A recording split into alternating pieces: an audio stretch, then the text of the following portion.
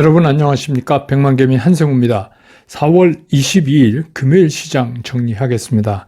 간밤에 뉴욕 시장은 출발은 아주 좋게 했지만 오래가지 못했습니다. 장중에 하락폭이 아주 커지면서 3대 지수가 모두 하락하면서 마감을 했습니다. 기술주하고 이제 되게 요즘에 시그니컬이나 뭐 에너지 관련 이런 것들이 서로 교차하면서 움직이던 시장이었는데 이제 이런 패턴도 어제는 싹 없어지면서 거의 전 업종에 걸쳐서 하락하는 그런 모습을 나타냈습니다. 결국 그 얘기는 뭐냐면 시장이 뭔가 굉장히 강한 충격을 받았다. 근데 역시 그거는 그 연준 파월 의장의 그 발언이었습니다. 그래서 뭐 금리 인상, 뭐 긴축에 대한 그 소위 말하는 빅 스텝, 요거는 이제 다시 시장에서 설명할 때 제가 말씀드리겠지만 그런 거가 이제 주 이유였다. 그래서 나스닥은 마이너스 2%가 넘어서는 그런 비교적 큰 폭으로 밀렸습니다. 그러니까 이제 당연히 뭐 상승 출발 같은 거를 우리 시장은 생각할 수가 없었죠.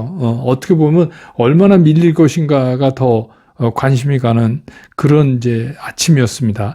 그래서 코스피 시장은 출발부터 0.86%, 그러니까 2,704포인트에 간당간당 걸리면서 출발을 했지만 이게 바로 2,700 지수를 그냥 내주고 말았어요. 그러다가 이 장중에 2,690까지 내려갔었습니다. 그러다가 이제 오후 되면서 조금씩 낙폭을 줄이면서 지수 2,700을 회복해서 2,700 위에서 계속 움직이는 이제 그런 모습을 보였었습니다.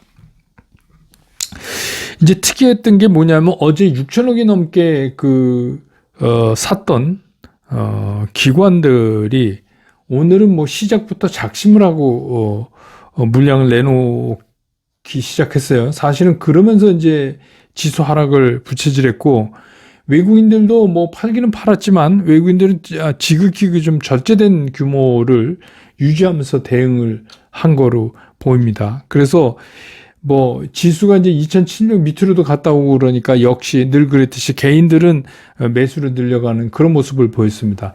오늘 이제 코스피 시장에서 외국인들은 1,563억을 순매도했고 기관은 6,986억을 순매도했어요. 상당히 좀 많죠. 비교적 규모가.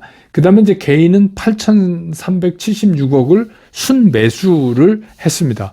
근데 이제 코스닥 시장 같은 경우도 처음에 그 0.74% 정도 훅 밀리면서 이제 출발을 하고 추가적으로 더 하락을 해서 1.4%까지 밀렸었어요. 916포인트 근처에.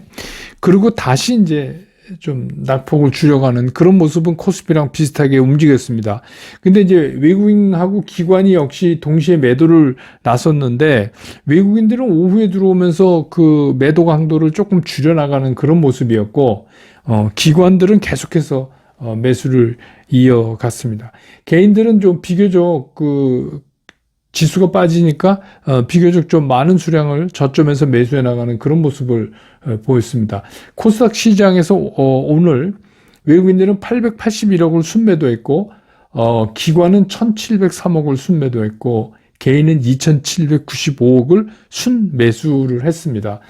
그래서 이제 오늘 같은 경우 코스피 지수는 2,704.71포인트를 기록을 해서 2,700을 지켰죠. 그래서 어제보다 0.86% 하락하는 마감을 했고 코스닥 같은 경우는 922.78포인트로 해서 어제보다 0.74% 하락하면서 장을 마감을 했습니다.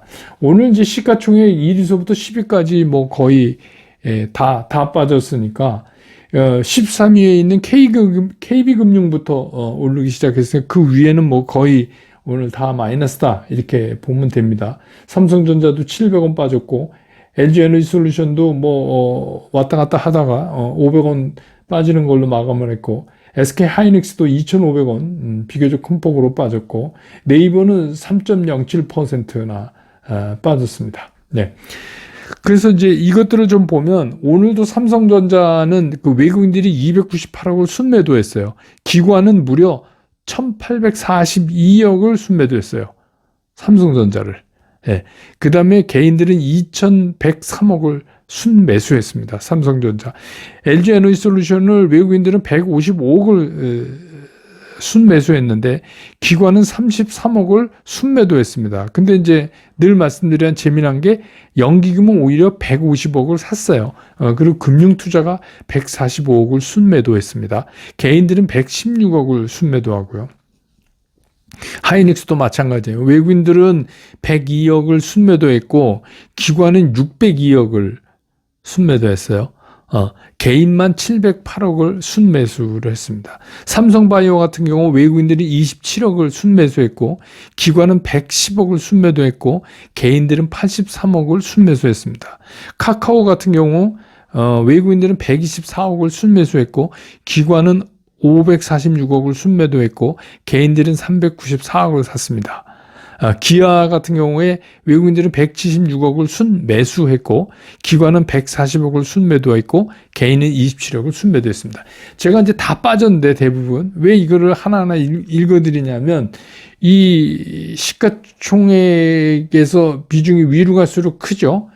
그것들을 움직이면 어떻게 된다 그랬어요? 지수 변동폭이 커진다고 그랬죠. 그래서 오늘 지수 변동폭이 큰 쪽에 기관들이 많이 매도를 하는 그런 모습을 보였습니다. 이제 섹터별로 보면 또 사료입니다. 사료, 밀가루, 비료, 이거 계속해서 요새 이제 이런 이슈, 어제도 말씀드렸지만, 옥수수, 밀값, 이거는 언제 떨어질지 모르죠. 이게 언제까지 고공행진을 할지 이제 모릅니다, 사실은.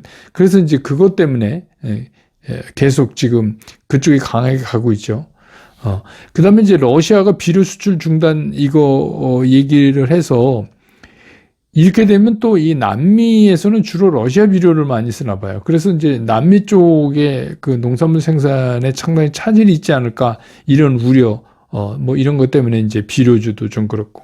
그 다음에 이제 금리 어제 미국 시장에서 얘기가 이제 본격적으로 됐으니까 이제 손해보험하고 금융권, KB금융, 신한지주 이런 이제 금융권들이 오늘 좀 강하게 움직이는 모습을 보였는데 그 어제 이제 IMF에서 그 이제 패널로 나와서 파월 의장이 이 그 금리 인상에 대한 이 빅스텝에 대해서 시사하는 발언을 하면서 이제 미국 시장이 급락하기 시작한 거죠.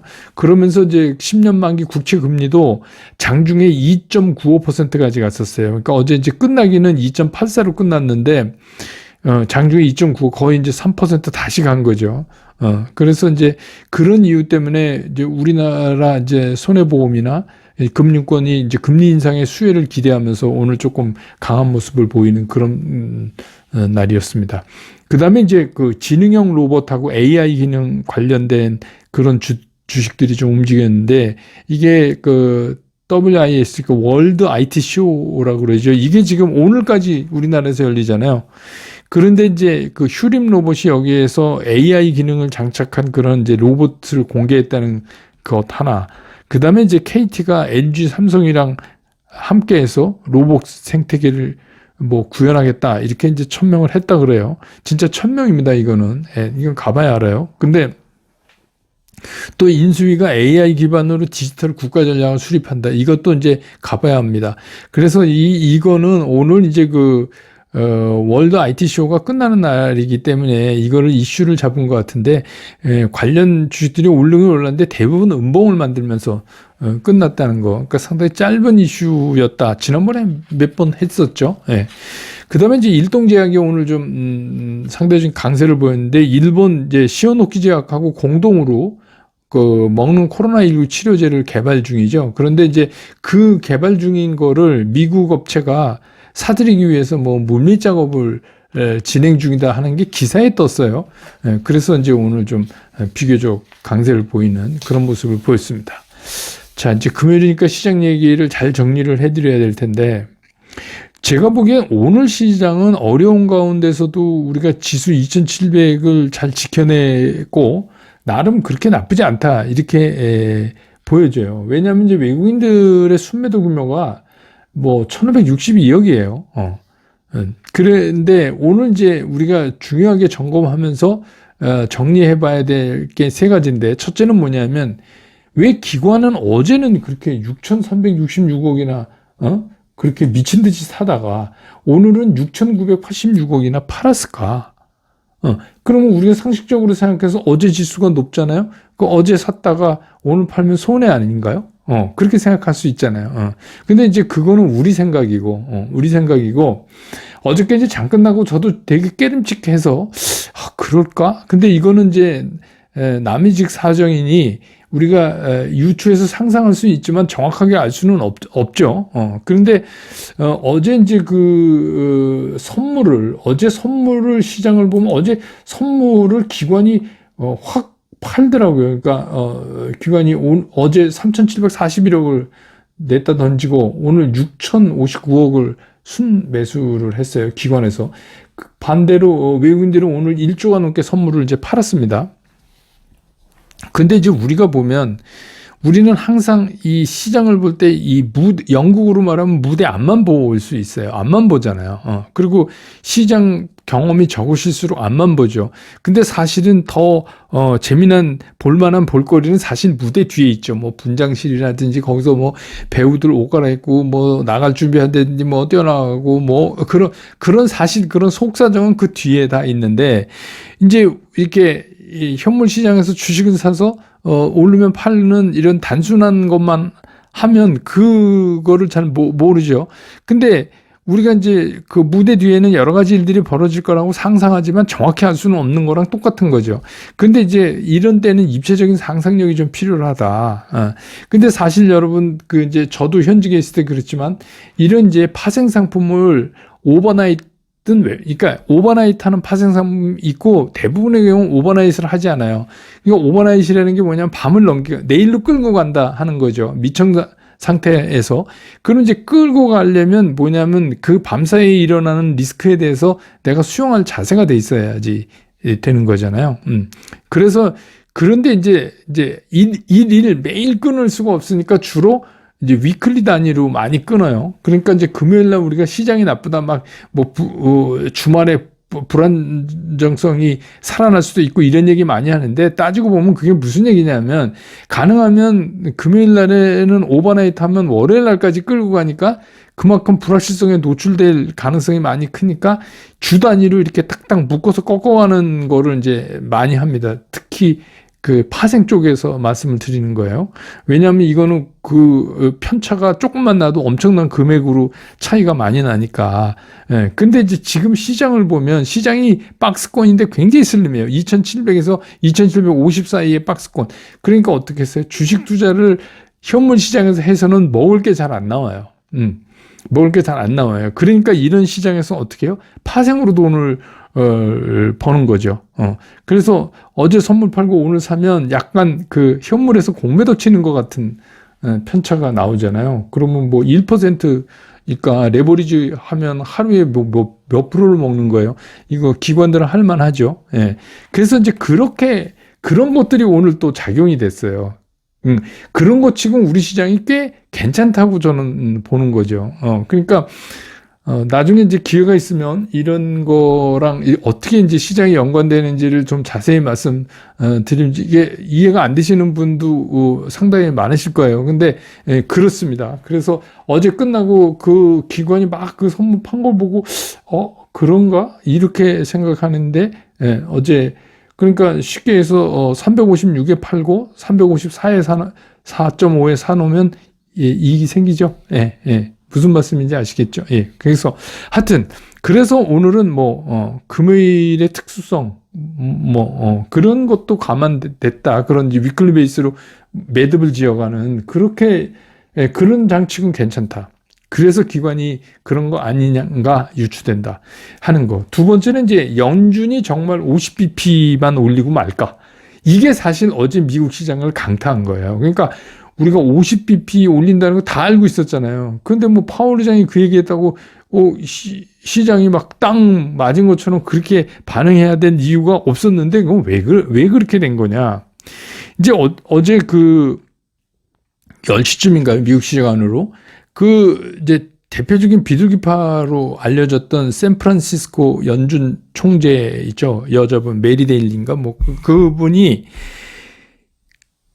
굉장히 비둘기파예요. 온건한 사람인데 이 사람마저도 50bp 올려야 되고 연말까지 도달치로 2.5%까지 가야 된다. 이제 이런 얘기를 한 거예요. 그러니까 야, 이거 연준 안의 분위기가 상당히 싸하다. 게다가 이제 파월 의장은 그런 얘기 했잖아요.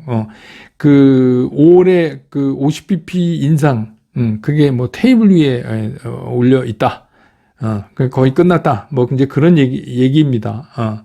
그리고 연준 관리들은 이 인플레와 싸우기 위해서 프론트 엔드 로딩이란 말을 썼는데 그래서 그런 노력을 진짜 이게 뭐라고 번역해야 돼요? 진짜 최선을 다하고 있다.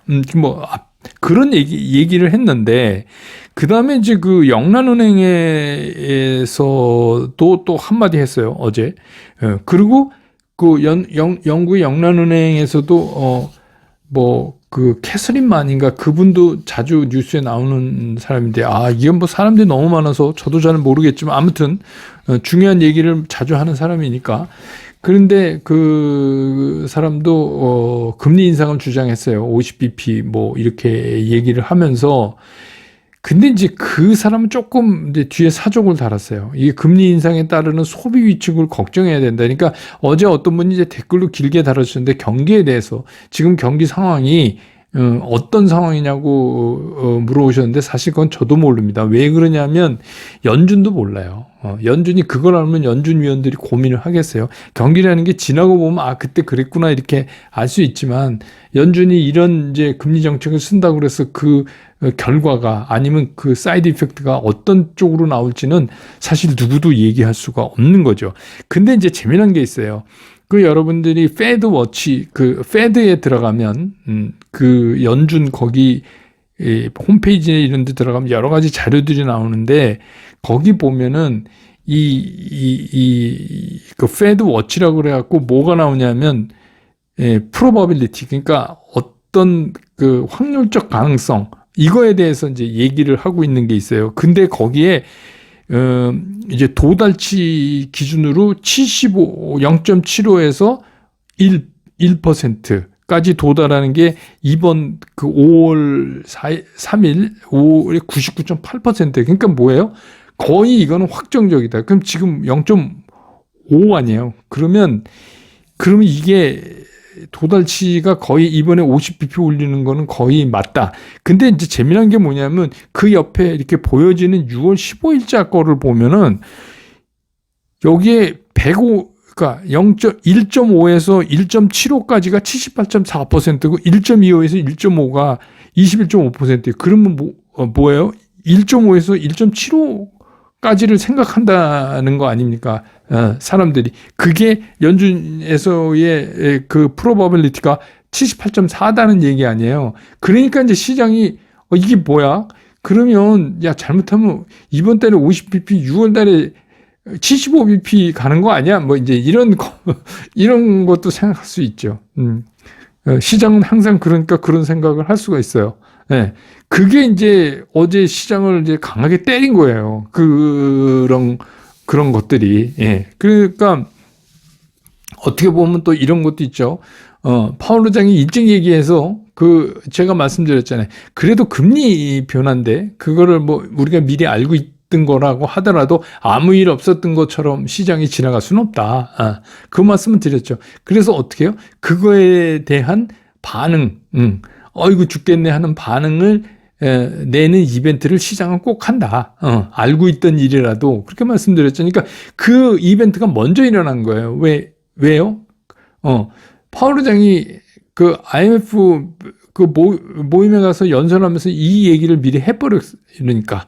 그러니까 이제 사람들이 더 놀란 거죠. 근데 이제 어제 그 영란은행에서 얘기한 것도 보면 그리고 조금씩 그런 의견들이 나오기 시작하는 게 뭐냐면 결국은 이게 빅 스텝, 그 다음에 자이언트 스텝 이렇게 얘기하잖아요. 큰 폭으로 금리를 팍팍 올리면서 무조건 그 인플레이션하고만 싸우는 게 능사가 아니다. 그렇게 됐을 때 소비 위축에 따라서 오히려 경기가 침체될 걱정을 우리가 해야 된다는 얘기도 이제 나오기 시작했으니까 아마 제 생각에는 5, 6월은 그냥 예정대로 할 것 같은데 그 다음에 한번 볼 거예요. 어떤 현상이 일어나는가.